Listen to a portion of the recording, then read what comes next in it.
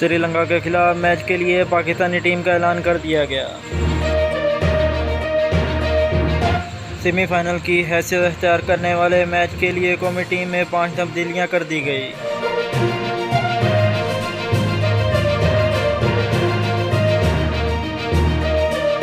تفصیلات کے مطابق بھارت کے خلاف ابتدائی شکست کا سامنا کرنے اور فرنٹ لائن پیسرز زخمی ہونے کے بعد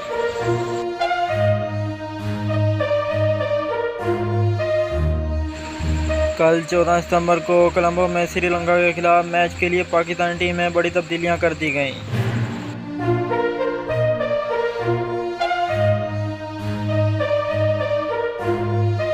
پاکستان 2023 کے ایشیا کپ میں اپنا آخری سپر 4 مقابلہ دفاعی چیمپئن سری لنکا کے خلاف کھیلے گا۔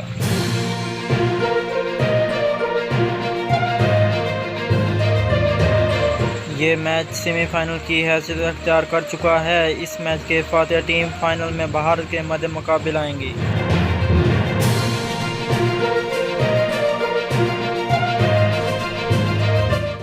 حارث رؤف اور نسیم شاہ کی جگہ زمان خان اور محمد وسیم جونیئر ٹیم کا حصہ بنائے گئے۔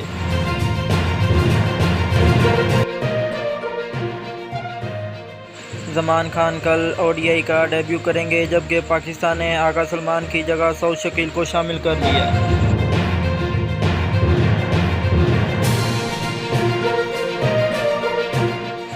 سعود Shakeel one day international format میں صرف چند ہی بار پاکستان کی نمائندگی کر چکے ہیں۔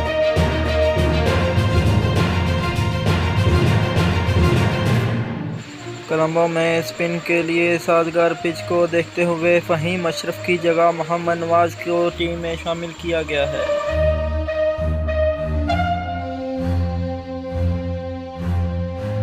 جبکہ فخر زمان کی جگہ محمد حارث ٹیم کا حصہ ہوں گے۔